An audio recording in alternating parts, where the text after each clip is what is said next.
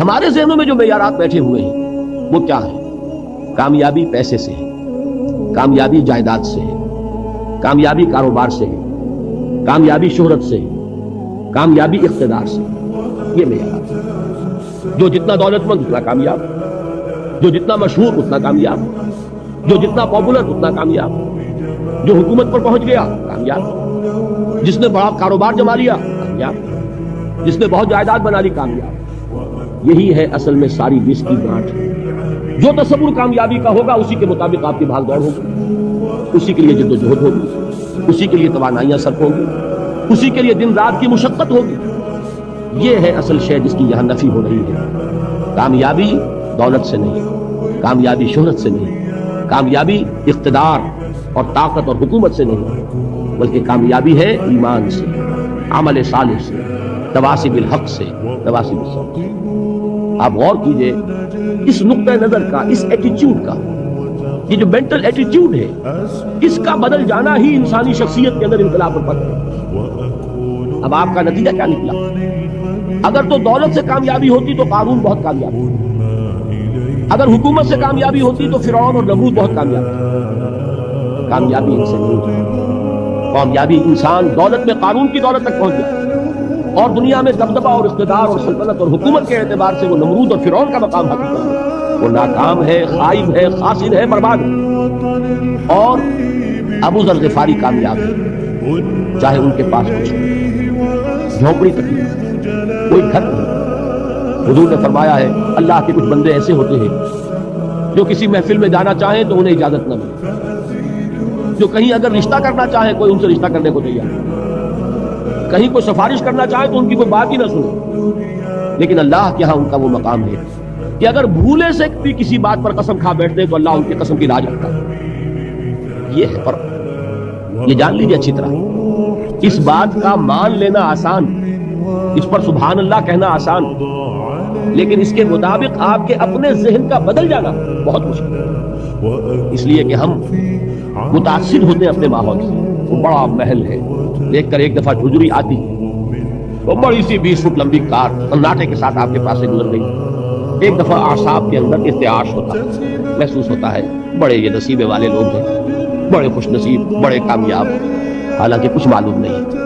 یہی سب سے بڑی بدنصیبی ہے، ہو سکتا ہے کہ یہی سب سے بڑی ناکامی ہے۔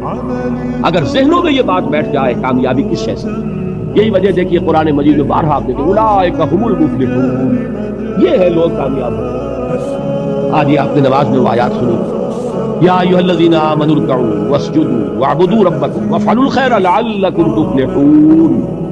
اے ایمان والو، رکوع کرو، سجدہ کرو، اپنے رب کی پرستش اور بندگی کرو اور اچھے کام کرو تاکہ تم کامیاب ہو جاؤ۔ تو کامیابی کن چیزوں سے ہے؟ یہ ہے سب سے بڑا سبق۔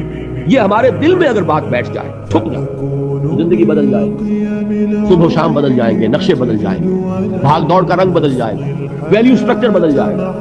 آج وہ ایک چیز نہایت اہم نظر آ رہی ہے، کل نہایت غیر اہم نظر آئے گی۔ جیسے کہ حضور کی حدیث ہے مالی ولی دنیا، مجھے تمہاری اس دنیا سے کیا سروکار ہے، انما مثلی کراکب استظل تحت شجرۃ ثم راح فترکها۔ میری مثال تو اس سوار کی سی ہے جو تھوڑی دیر کے لیے ایک درخت کے سائے میں ٹھہرتا ہے سستانے کے لیے، پھر وہ اپنا راستہ لیتا ہے۔ اسے اس درخت سے مستقل تعلق اس کا نہیں ہے، وہ اس کا گھر نہیں، وہ اس کی منزل نہیں۔ اسی طرح یہ دنیا میرا گھر نہیں ہے۔ اب دیکھیے ہم کہتے ہیں انا للہ و انا الیہ راجعون، ہم تو مسافر ہیں، ہم اللہ کے پاس سے آئے، اللہ کی طرف ہمیں لوٹ جانا۔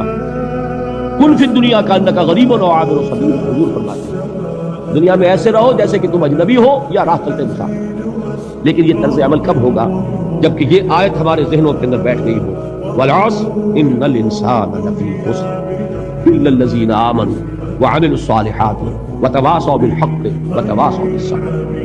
یہ ہے اصل بات جو میں نے عرض کیا تھا کہ میں بتاؤں گا صحابہ کیوں ایک دوسرے کو یاد کرتے۔ اس لیے کہ دیکھیے جیسے برف باری اگر ہو رہی ہو، آپ باہر نکلیں گے تو برف آپ کے کپڑوں پر جم جاتی ہے، تو آپ جھٹکتے ہیں کپڑوں کو تاکہ برف پھٹ جائے۔ ہمارے ایمان پر اس دنیا میں رہتے ہوئے جب ہم متاثر ہوتے ہیں ماحول سے تو گردہ آ جاتا ہے، برف پڑ جاتی ہے، اس کو جھٹکتے رہنے کی ضرورت ہے۔ اور وہ جھٹکنے کی بہترین اور مؤثر ترین شکل یہی ہے کہ یاد رکھو کامیابی ان چیزوں سے نہیں ہے۔ چمک دمک جو ہے دنیا کی، یہ ساری چمک دمک جو تمہیں رجھا رہی ہے، جو تمہیں اپنے اندر گم کیے ہوئے، یہ لفظ گم پر اقبال کا وہ شعر یاد آ گیا کہ کافر کی یہ پہچان کے آفاق میں گم، اور مومن کی یہ پہچان کے گم اس میں ہے آفاق۔